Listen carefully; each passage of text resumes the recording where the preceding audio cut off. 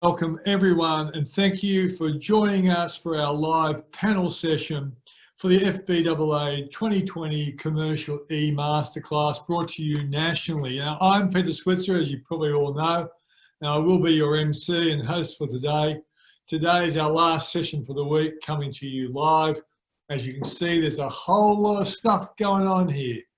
Now, I'm expected to click on videos and click on mics and all that sort of stuff. And Mariah, who's done a wonderful job organising this for the FBAA, she's forgotten the fact that, you know, I'm a man and we're only qualified to do one thing at a time. So if something goes wrong, blame me. So far, so good. I think I'm talking to you and I hope you're hearing me. Now, I would firstly like to extend a big thank you to Peter White, AM, for his initiative in bringing this commercial masterclass here today, and the continued support in the industry to Glenn Mitchell, who's been a key supporter over the last 3 years into this series. Glenn's, as we all know, is one of the greatest guys ever born. If you've missed any of the sessions this week or wish to watch them back, they will be going onto the FBAA YouTube channel within due time, along with this live panel session recording. The content will really assist you to diversify or thrive within commercial lending, to assist your clients coming out of the COVID-19 period and planning ahead for any of the future scenarios that you have to deal with. We have with us today some of the leading lenders within the commercial space. You have heard it from during the week, and a couple of other experts who can provide you with diverse outlines into your questions and concerns from this recent pandemic and how to plan ahead to achieve the best practices within commercial lending. So before I introduce our panelists and get started, I'd like to extend a huge thank you to the Platinum sponsor, Lend, and of course the MC sponsor, Speedy Finance. Also to our content providers who have given up their time to provide you with this great information this week. They are great companies who can provide you with assistance within commercial lending, so please get in contact with them for further info. Now, coming up, we'll hear a quick update from the Platinum sponsor via a short video. Thanks for joining us this week for the 2020 Digital Industry Commercial Masterclass. It's been a pleasure to be involved. Thank you to all of the other sponsors, presenters, and everyone who organised it behind the scenes. And don't forget, Lend ED has now been released and is available to you. Thanks again for joining in. Cheers. And thank you, Lend. Please get in touch if you wish to know more on their education series. Okay, let's get started. I'd like to welcome our panellists who are from, as I've already said, diverse areas within the commercial space. We've got Malcolm Withers from Pepper, Peter Vala and Per Amundsen from ThinkTank, John Collivis from ING, Christian Fedrigo from Get Capital, Philip Reichelt from Tenant Leasing Group, and Greg Sugars from PRP.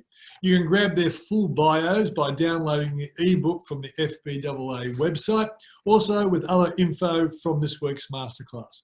Welcome to you all, and I would like to advise before we get started that some questions that were submitted but are relevant to answer according to individual circumstances have been passed on to the relevant person. So I think I should have said that aren't necessarily relevant for today's panel, but are really important questions. Mariah has passed these on to some relevant people who will get in touch and give you answers to the question. So without any further ado, let's kick off with our first question. It goes to Malcolm Withers from Pepper. Mal, what should brokers be doing right now from your perspective to assist their clients as a priority? Yeah, thanks, Peter. And I think that there's two things that brokers can be doing right now to help customers, especially in the current environment. So you've got two things. One will be your existing customers, and then the next will be what can you do to help that next customer who's self-employed that you have a conversation with today or tomorrow or next week. So certainly with your existing customers, take the time to review your actual back book, review all of your customer files, understand who's self-employed. Do you know what industry they operate in? Do you know how that industry has been impacted and what help they need? And reach out to them. Reach out and just touch base and see if they are okay and what assistance they may need, whether it be cash flow support or even just mental support is really important for a lot of these business owners in the current environment.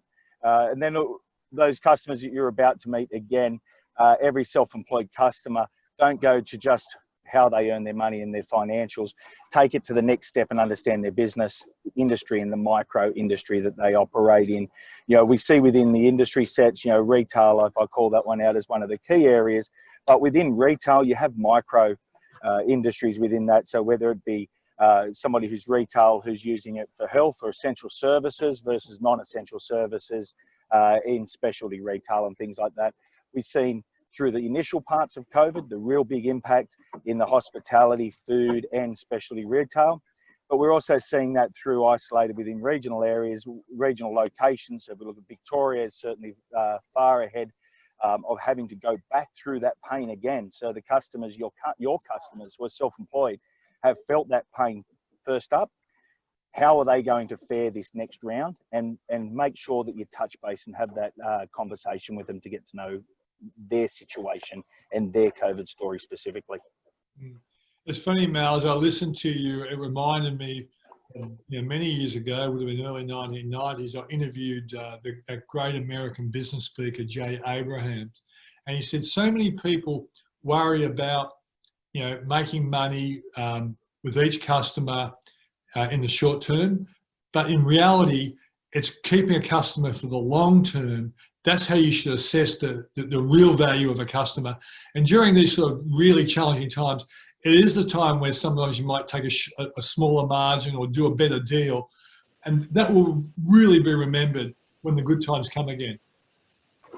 Yeah, I agree 100%, Peter. It's what stands us apart from majority. Unfortunately, I don't want to talk ill of you know, relationship managers who work at lenders, but it's a different view, and it's what sets our industry apart is that brokers have got a very high level of care factor for their customers and really want to help Australian families and Australian businesses thrive. And at the moment, they're needing your help to do that in difficult circumstances. And this is a whole new ballgame. So take that time and set yourself apart from the rest of the industry and show why, you know, brokers actually are valuable providers.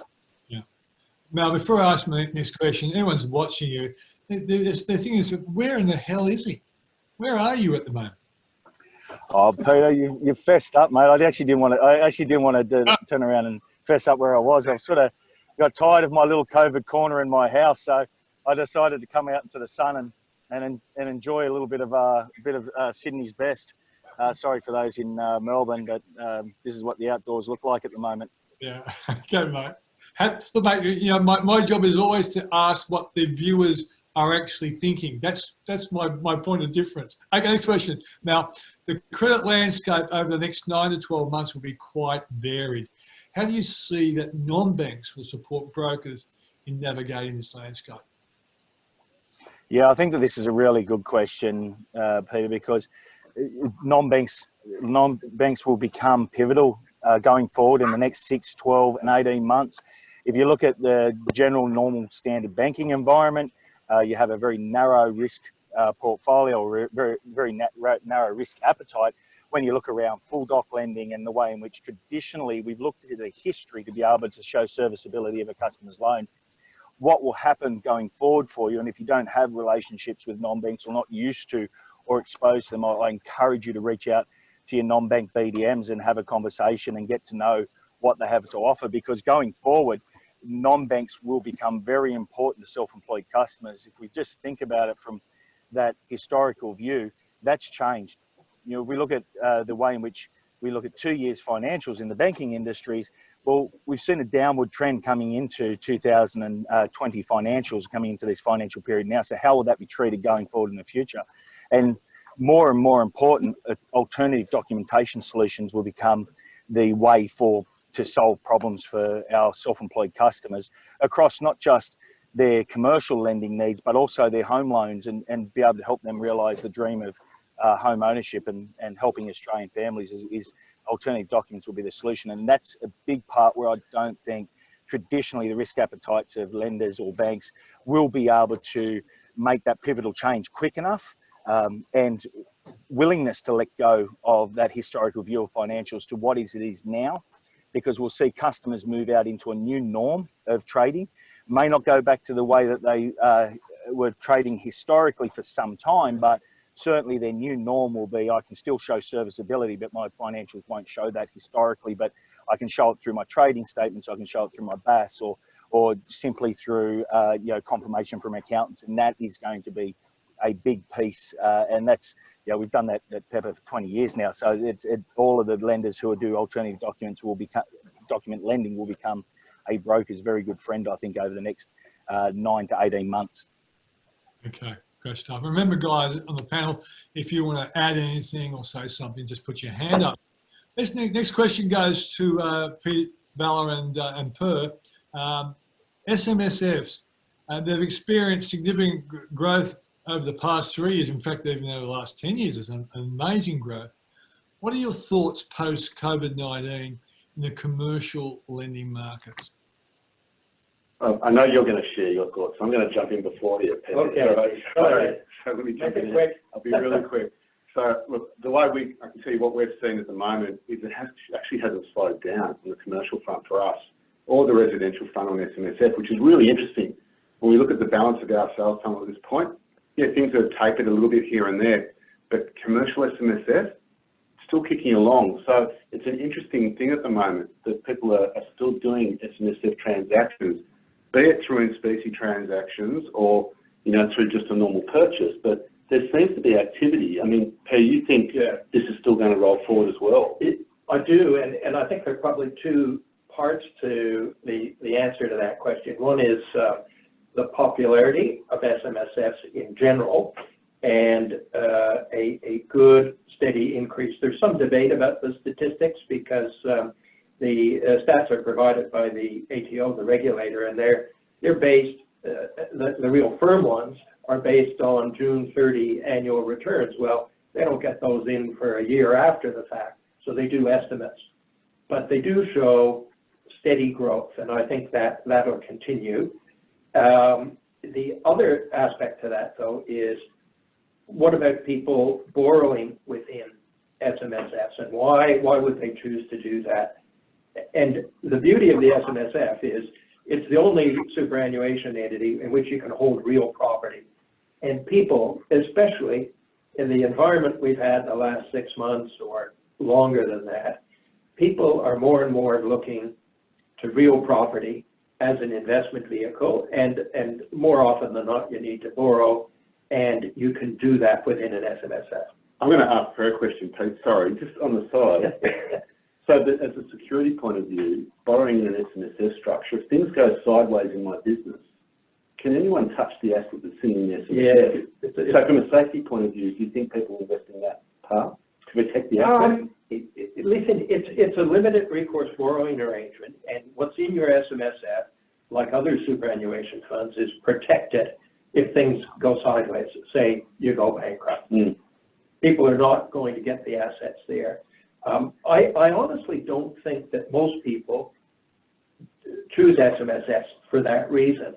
They're looking forward to their retirement, superannuation investments, and within the SMSF, again, our experience is a little slanted. It's more oriented towards real property, and that is growing. So the answer, yes, Pete. We think that's right. Got that.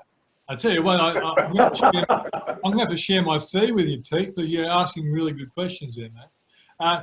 Look, can I ask you, what is see, a lot of people don't know this, but self-managed super funds were actually created for business owners to put their factories and their shops into their self-managed super fund. And of course, everyone got in on the act. What is the most popular transaction that you guys have been involved in relation to getting property commercial property into self-managed super funds?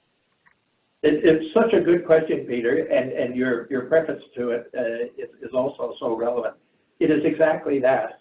The most popular transaction we see is a small, medium-sized enterprise business operator who wants to put their business premises into their SMSF. And just as you say, very often, you listen to critics of SMSFs and LRBAs, they absolutely ignore the fact that this was in mind when the legislation was produced and when SMSFs were created.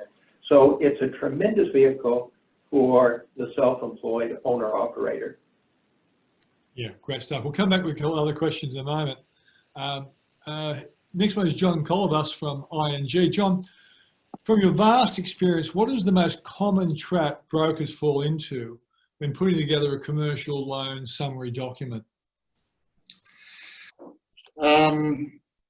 Thanks, Pete. Look, I think the most common one, and what they don't realise is when compared to lending for a home loan, when you're looking at a commercial transaction, and I think Mal touched on this in his presentation as well, you need to build a story around the business, and the bank's quite interested in knowing the experience, their background, what this person is about that runs and operates this business, and what differentiates him from, let's say, other players within the same industry as well. So that's one thing. Secondly, when you've got a commercial property, the bank needs a lot more information on the commercial property than they do when you're looking at, let's say, if you're comparing it to a home loan and a residential property. Besides the description and the fact that there's a lot more, there can be a lot more specialisation in a commercial property when we're looking at it as security. The other thing that's important is the tenancy. Now, you can't, unlike a residential property where if it vacates, you find a tenant within a week or two, commercial property can take 3 to 6 months. So make sure you're talking about and you're highlighting what sort of lease term you've got there, how long the tenant's been there, maybe if there's an option on the property as well.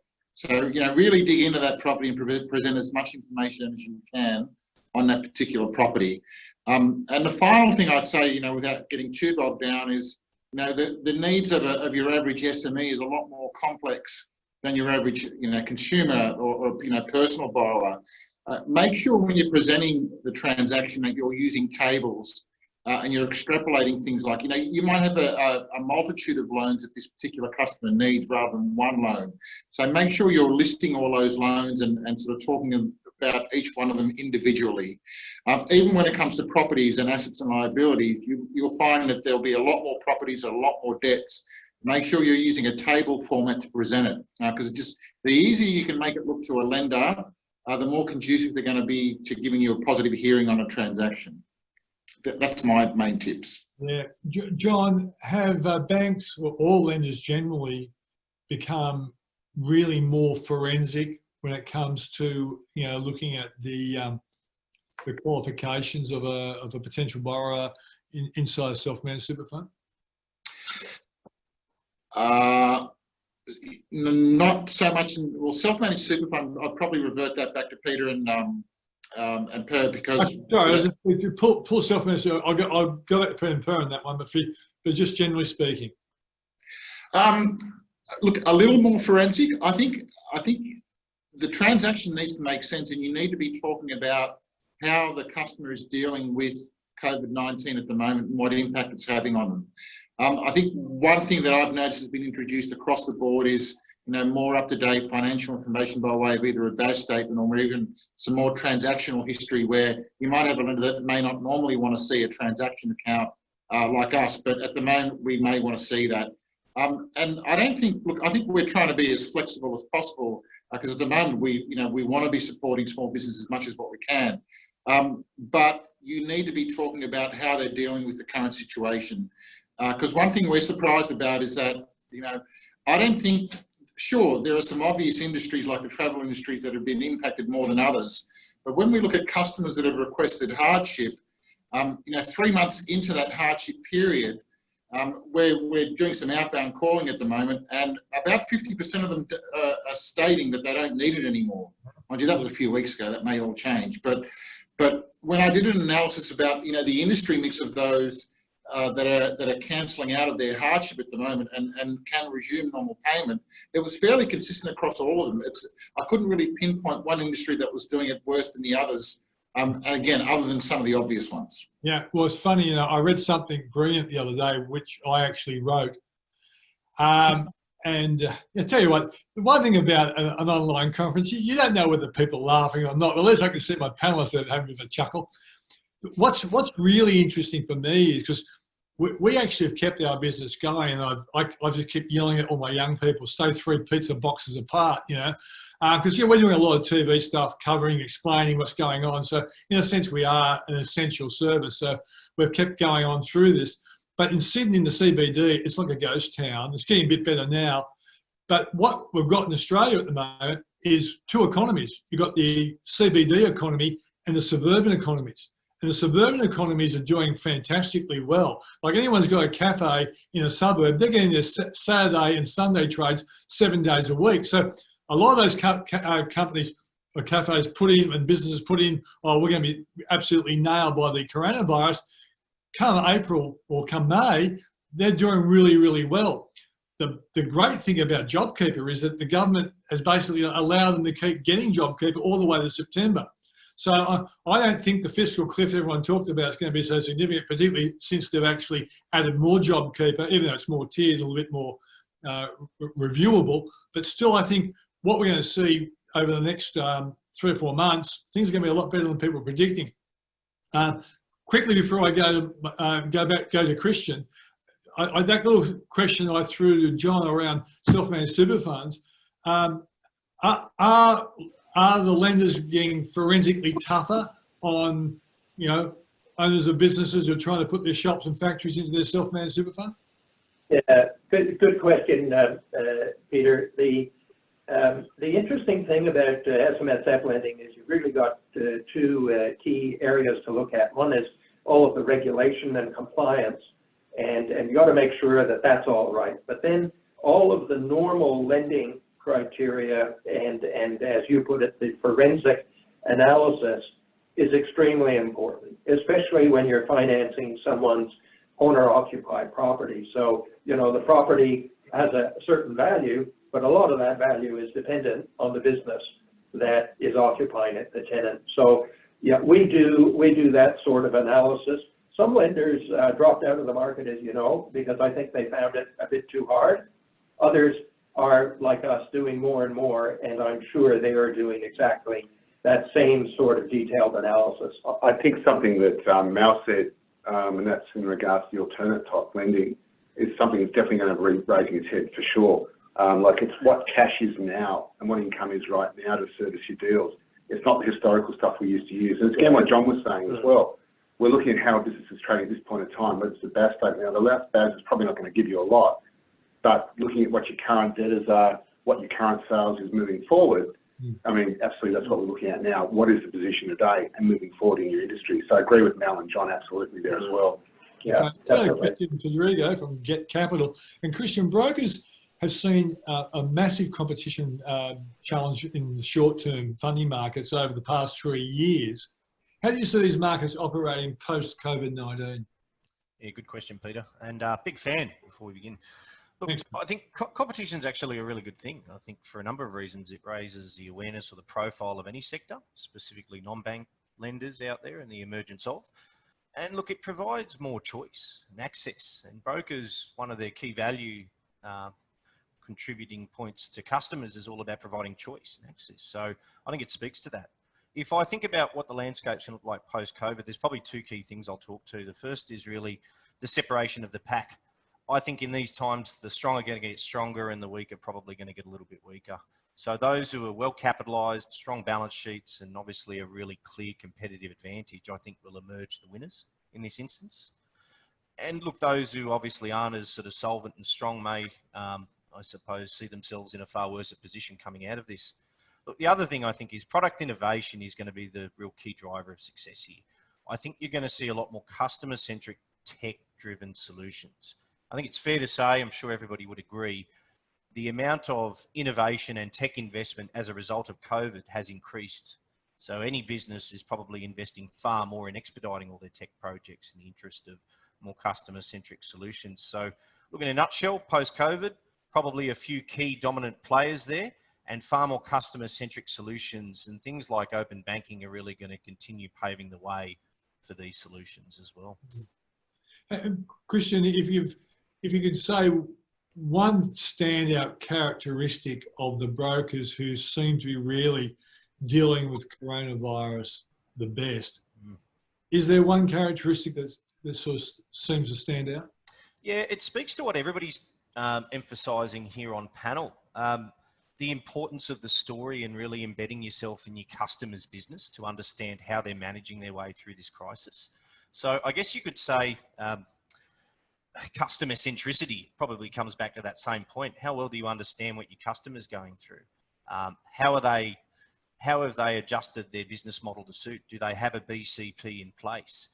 Have they adjusted their cost base relative to their revenues? Are they taking advantage of government support? And being able to represent that to the lenders, it really instills value in the customer's eyes. They've got a trusted advisor there in the absence of banks or whoever else they used to deal with. Yeah, great. Greg Sugars, PRP. Well, Greg, given your experience, what is your current approach to commercial valuations for lenders that brokers need to be fully aware of? Yeah, thanks, Pete. I think there's lots going on in our sector at the moment. I mean, I suppose probably, as most people would understand, valuations is all about analysing market transactions. In a time like this, the markets have slowed down somewhat, although there are still some big deals taking place and capital's still trying to find a home. But our industry as a whole have, and worldwide, all valuers have taken on a new, I suppose, theory of that we apply to valuation that's called valuation uncertainty. It's where there's a lack of evidence and how we deal with that. The second major thing we're dealing with at the moment is getting the commercial code of leasing, which for investment properties. Unfortunately, the Commonwealth had a great idea, but the states all implemented it differently, so it's being applied differently across each jurisdiction. So how we deal with that, how we deal with the deferments. The waivers are easy. We know that money's not coming to the landlord, so therefore we can't count it in the cash flows. But the deferments are a really interesting point. And you know, the theory of the deferments is that it'll be paid back over the remainder of the lease after September. But you've got to look at some of the tenants and say, look, realistically, are they ever going to pay this back? So what's the present value of those deferments? And is it really just like a personal loan between a landlord and a tenant rather than something that can be recovered through the lease? So that's, I mean, different sectors of the market are performing really differently. As I think as one of the previous speakers said, you know, you've got to put things like the hospitality and travel industry aside. We all know that parts of retail are struggling. Office accommodation in the CBD is an interesting point of view at the moment. And I was just recounting a story the other day where one of the big accounting firms have just told me that they're going to sublet 8 floors of space in the middle of Melbourne because they realise they don't need it anymore. They only went into that building about 12 months ago. So that's an interesting thing. But then sectors like industrial are going really well. And it's really strong. And people are still looking to invest in it. So that's okay. And some of the theories that we've looked at as values for ever and a day, as long as I've been in the industry valuing for 30 years, you know, okay, we want a publicly listed company as our tenant because, you know, we'll accept a smaller yield for that because we know that they're guaranteed, you know, we're going to get our money. Well, maybe that's not the case anymore. Maybe if my tenant's Premier Investments, you know, Peter Alexander or one of those other brands where Solly Lou said, well, I'm not paying rent full stop until this is all over. Maybe that's not a good thing. If my tenant's Flight Centre, maybe it's not a good thing. The other thing that we're grappling with, Peter, is we've always said having a leased investment, you usually should pay a premium on vacant possession. One of the things we're looking at the moment is saying, okay, is the lease actually an encumbrance? Would it be easier if we could let this property to an owner-occupier or, you know, sell it to an owner-occupier, sorry, not let it. They'd probably pay more for it than having the encumbrance of having to discount back rent to a tenant whose, you know, business is suffering and they've applied for JobKeeper. So, yeah, there's some of the things that we're grappling with. I think from a broker's point of view, though, the main thing is to understand how the bank or the non-bank lender is going to look at a commercial property. Some of them ask just to value them on vacant possession basis. So assume that there's no leases in place, and some of them will ask us to take the lease into place. So understanding a little bit about the lender's policies will probably help the brokers a bit. And then the other things that the brokers probably need to understand is that information about what is happening with the cash flows, if you can pre-position your applicants. I had just came across a case the other day where the tenant told our valuer that, that they were getting a rebate of something like 70%. When we went to the landlord for confirmation, didn't want to help us, didn't want to provide any information. We couldn't confirm it. They're not really helping themselves get their loans approved in a very timely manner because we just have to wait till we get the information. So that's something else the brokers can do, is chase that down. I think the other thing is getting access to an office building at the moment that's empty. So if we've got a property that's been put up for security for a lender, it has to be valued, we've still got to get through it, or get at least one person to show us through. We're using a bit of technology these days, which is really helping us out, where we can get people, particularly in homes and things like that, or a factory, to take some internal imagery for us, so we don't have to come into physical contact with them. So nothing should slow down from the valuation point of view and getting stuff done at the moment. It's just about getting the information and getting the evidence. Okay, great, mate. Now, Phil Reichelt from TLG. Phil, lead us to commercial lease impacts post coronavirus 19. Change in your opinion, will we see over the coming years? What do you think is going to happen?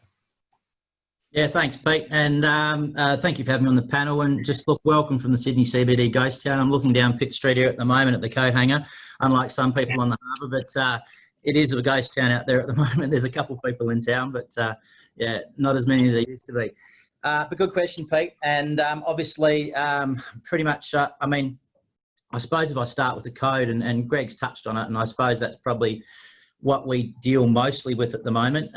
Prior to the code, we were rolling out sites for business premises, both all retail, commercial, industrial, large format retail. And prior to all this, there was a degree of buoyancy in the market, and sites were not as readily available, and rents were at a premium. Obviously, coming into this now with the code in each of the different states, there's different interpretations as compared to what Mr. Morrison sort of laid out right from the start. And as Greg said, each of the states are taking their own their own frame of mind or their own opinion on how they want to play things out.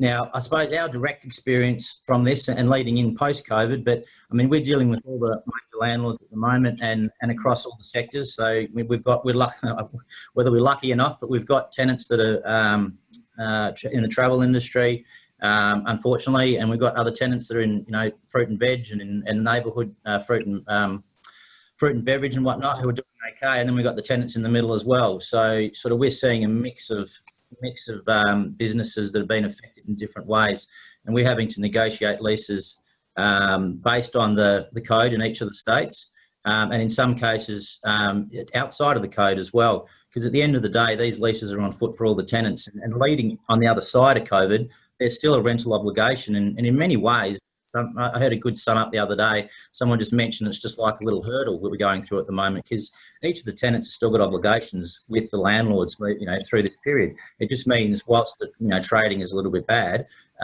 obviously we need to adjust rents accordingly to help them through. And I've been quoted a few times as using the word survive, and in the case of the travel agents, that's pretty much the case. They do have to survive to get through, and they need a bit of a hand, because some of the brands out there, like your Flight Centres and some of the other household brands, which we all know, unless they do get a bit of a hand, it's going to basically reinvigorate everything on the other side. Look, we're dealing with a mix of landlords as well. It's probably just our direct experience. Some are really good, some are really bad. Those that are geared are pretty up to the hilt. They're still quite aggressive. Other people who are doing okay, they're actually quite generous. And even at the start of this period, I still remember one of the landlords for one of our clients offering up 4 months rent free. This was back in April, before everything happened, and I can tell you the effect of something like that occurring for that client. I'll never forget about that guy that did that. But we're still seeing things play out too, really, as we go through at the moment. And I suppose on the other side, Pete, if we're going to look at positives of all this, there's going to be accesses to sites that, we previously couldn't find in all sectors. Obviously, industrial, very strong, like Greg said. Retail and office is probably going to be a different kettle of fish moving forward. But we're still seeing, prime sites still, it's still attracting money. It obviously depends on the circumstance. But I think access to previously unavailable sites would be a positive on the other side. And I think from a business point of view, it's going to be a move to more profitable business models as well, with a lot of retailers going online and less bricks and mortar. I mean, they're still having the bricks and mortar, and some of our most successful clients have a strong online presence, and they still have a strong retail, in some case, experiential stores, which helps that online experience and the sales. And I think another positive would be on the other side of COVID, a lot of opportunities, especially in M&A, for acquiring businesses and whatnot. And needless to say, the only negative, I suppose, out of this, not the only, the property prices is going to be affected, and Greg's at the forefront of that and seeing a lot of that. But I suppose from our side, we're actually solely representing tenants and trying to get the best deal for tenants. Looking at, assets in the CBD in Melbourne, it was in the paper a couple of days ago. Collins Lane, it was sold back in 2016 for just under 250, and it just recently settles in a couple of weeks for 120. That's less than 50%. So, how that plays out moving down the track, plus the effect of what Greg mentioned about a lot of these major tenants in office CBDs that are looking at downsizing and the amount of sublease space available here on the market, it's going to create a lot of opportunity, and one would suggest a lot of repricing. So, part of our role is we create the competitive tension and try and get the right deals in the market for the tenants. So, Phil, just on one point, what I said earlier, how the CBD economies are really struggling, the suburban ones aren't.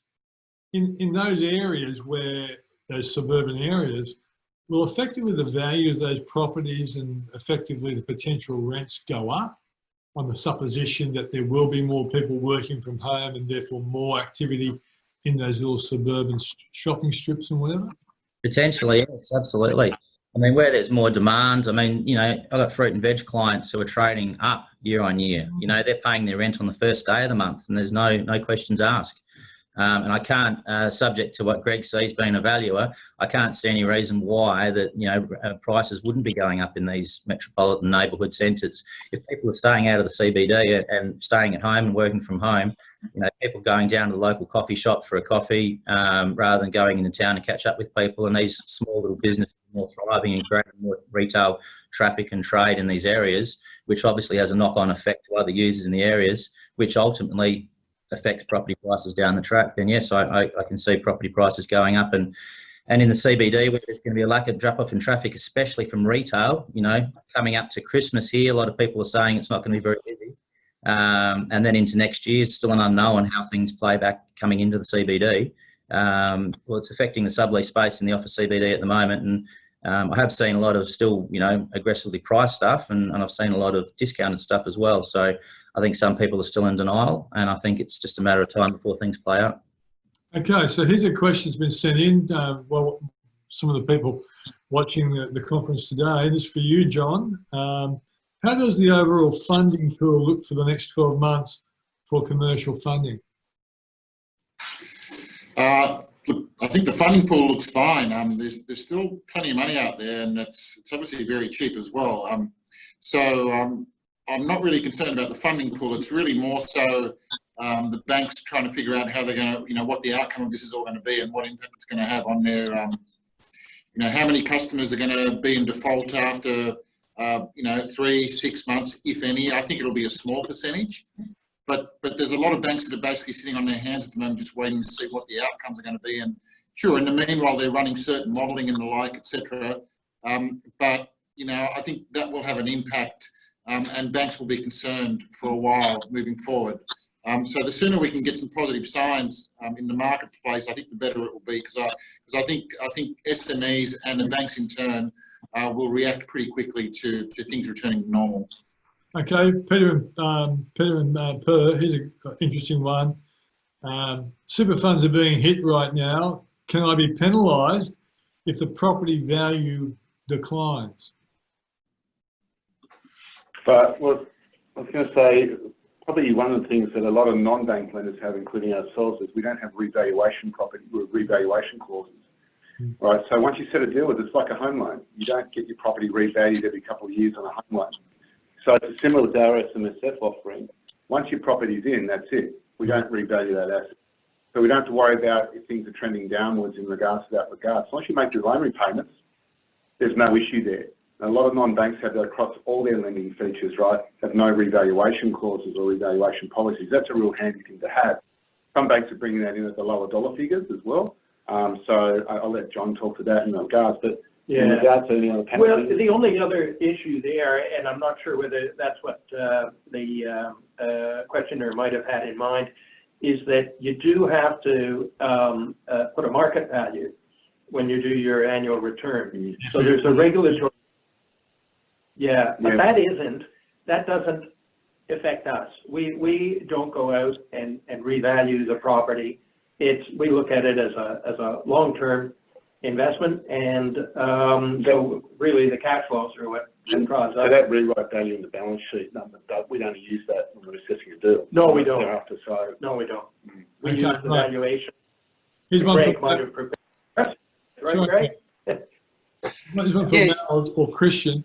In respect to non-bank lenders, that is fintech, are they not, in terms of a small group, feeling the pressure on cost of funds and in fact leaving the market, or at best tightening their credit criteria to mitigate their book risk? Mal, you want to crack at it first? Yeah, thanks, Peter. Look, I think that's a very fair comment or consideration, right? But I think that you just need to have a look at early stages. Yes, we did see liquidity markets start to tighten across international markets. However, as you start to see now, and you look at basically the papers that the non-banks are getting out, so the RMBSs and the size of these, there's a huge demand from investors across the market, locally and internationally, to fund and support non-banks across the industry. So no, I don't think that you will, or I don't see that you will see any change in relation to the lenders in the marketplace. Just like any other lender, any other bank, we've seen shifts and changes within credit policies, not driven purely based upon, I suppose, access to liquidity or funding. What we've actually seen was changes and shifts within policies to answer to the market conditions that we're in, and everybody had to do it, because there was, when COVID first initially hit, there was a lot of dust, and you couldn't actually really see a good clear pathway as to how long or how far this would operate from a risk perspective, and also what industries or what asset classes would be impacted. So I think the industry did a really good job across making sure that they manage that and manage it basically down to asset class, down to industry, down to micro industries, and provide the support to the customers, also those who needed the hardship support with the lenders, and all non-banks jumping straight in and offering customers hardship payment pauses and these type of things. So no, we don't see that there's no risk in relation to access to funding or capital being put into the broker market from non-banks, but the risk adjustments were just an answer to the environment we're in. And you have a look at where all the non-banks are now, all really back to pre-COVID LVR level borrowings and loan amounts, things like that, Peter. Christian? Yeah, thanks, Peter. But just really to add to it, I can't speak on behalf of any other funder out there, but it gets back to my original comment, the winners and losers, those who are well capitalised, strong balance sheets, I think they're going to fare fine. I would say, with respect to Get Capital, we've had tremendous support from our bank funder, in which case there hadn't been really any impact as a result of COVID for us being able to lend money. And that's really been supported by government initiatives as well, specifically the SME Guarantee Scheme, which we're one of 44 participants of. So from my perspective, the answer is we're still able to lend, and I'm sure that's quite consistent with Mal's business and everybody on the panel, along with many others. Okay, guys, I'll throw a question out which we all can have a crack at. So what aspects of this market that make you feel positive, and what makes you feel unsettled going forward? Let's go to you first, Greg. Well, I think the thing that probably gives me confidence, Peter, is that there is still a lot of money out there in the investors still have a lot of money and it's still looking for a home. So from the property sector, Whilst there might be some shifts in what is invested in, even if I look at the the residential property market, you know, if you'd looked at some of what some of the pundits said back in February and March about how far the markets would fall, we haven't seen that at all. And, you know, people are still getting along with their business. And the things that are different now to say some of the other, I'm old enough like you probably to have been around for a few downturns, the interest rates are really low. So, you know, people can afford to hang on and work through situations. The lenders, as we just heard, have if they've got good balance sheets, have still got money to lend. So that's a real positive, and I think that's probably so different to where we saw things in GFC and back in the early 90s. Yeah, without a doubt. A couple of things. You know, if you compare the GFC, it really took, particularly in other countries, Wayne Swan and Rudd actually did respond pretty quickly, and that's why we avoided the recession. But most other governments around the world, they just sort of dragged the chain, and that's why they got themselves a great recession.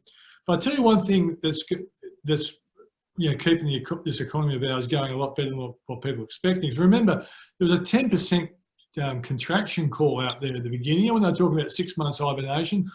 Well, yesterday they were saying that we're going to contract by 3%. So yeah, that's an enormous change. And also, Australians spent last year $65 billion overseas travelling around the country, the world, as the yuppie punces we all are. That money's going to stay at home. That money's going to go on the Gold Coast, Sunshine Coast, you know, Margaret River, Barossa, whatever. And that's so. The people who are calling this the worst imaginable outcome, I think, are really over-arced it more than they need to. Phil, what's your view on that question, if you can remember it? Yeah, Pete, I think there's just going to be a lot more opportunity. And I think businesses who are, you know, generally well-heeled and smart are going to be able to take advantage of sites, as I said. I mean, we purely operate in a small aspect of the market. We look after commercial leases. And you know, where there's, from that point of view, just the access to stock that we probably couldn't have previously got, and at a cheaper price. So I think the profitability of businesses will, you know, obviously be positive. Pete and Pearl? SMSF answer, and then Pete might have a different one. There was an article, I think it's this morning, describing the current situation as the biggest stress test you can have. And people who have said, oh, SMSF lending, risky, and oh, maybe it shouldn't even be it's going to come out of this stress test looking really, really good. The chat about what the percentage of hardship is, it's lower in our SMSF portfolio than basically any other portfolio I've looked at. And the recovery rate is excellent. So end of the day, I think it'll be a really good answer to people who have been critics of SMSF lending.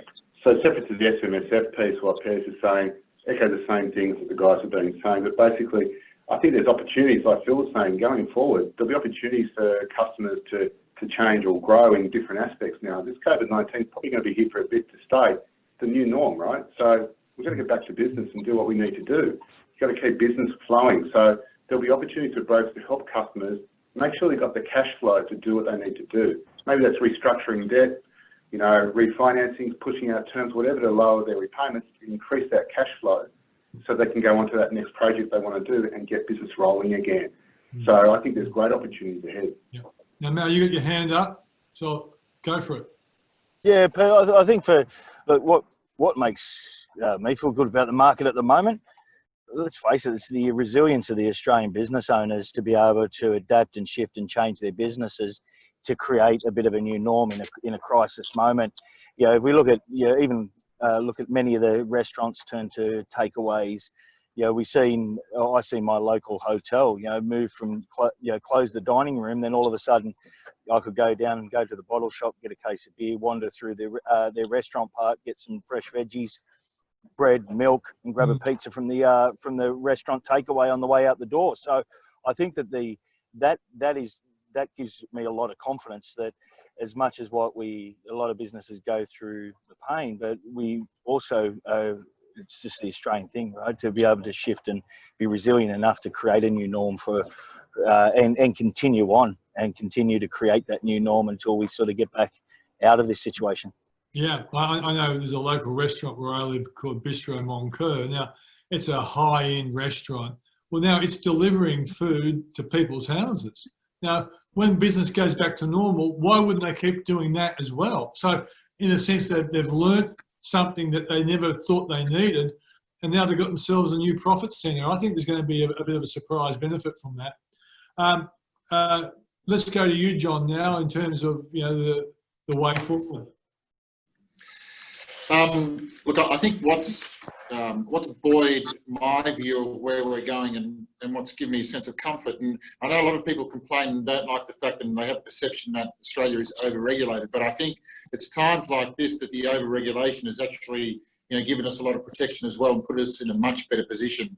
Yeah. And the other thing I'd probably highlight and what makes me positive is, I know we speak a lot about the sense of community within Australia that is probably a little bit different to a lot of other countries, and maybe US is the other extreme. But even if we look at the Australian Banking Association, the fact is they got together very early and initiated a program to help small business customers through this period.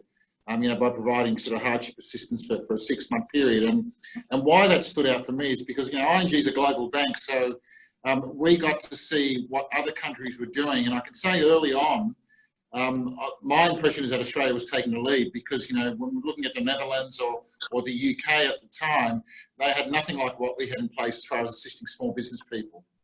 So I think that's what sort of gives me a sense of confidence moving forward that we'll get out of this and sort of come out of this pretty well on the other side. Yeah, and I don't want to be a jingoistic Australian, but I am. The debt rating agencies, all three have come out and reasserted our AAA rating. And there are only 11 countries in the world that got a AAA. I know it's people might say we're up ourselves, but we are a very good country. And I think even our regulators and our governments, I find it very hard to be complimentary to the Labor Party, but they did all right during the GFC. They did a pretty good job. That's why we avoided a recession. So I think we've got plenty to be proud of when it comes to the Australian economy. Guys, we are out of time. I'd like to thank our panellists. We've got Mal with us from Pepper, got John Collivis from ING, Peter Barlow and Peter Ummanson from ThinkTank. I should have practiced that one, Per. Christian Federigo from Get Capital, Philip Reichelt from Tenant Leasing Group, and Greg Sugars from PRP. Thank you very much for presenting some very, very valuable insights. Now, before finishing up, we also want to hear an update from our MC sponsor, Speedy Finance, via a short video, who you did hear of earlier this week.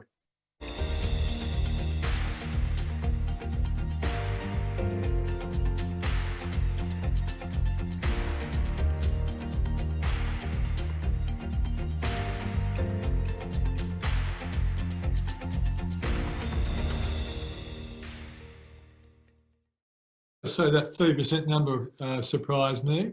It was an interesting number. And I'd like to thank Speedy Finance, given the fact that I'm the MC. Okay, you all got me, I presume? Well, thanks again to our platinum sponsor, Land, and our MC sponsor, Speedy Finance. As without them on board, this wouldn't have been possible. You'll be getting the presenter's contact details in the email following these sessions.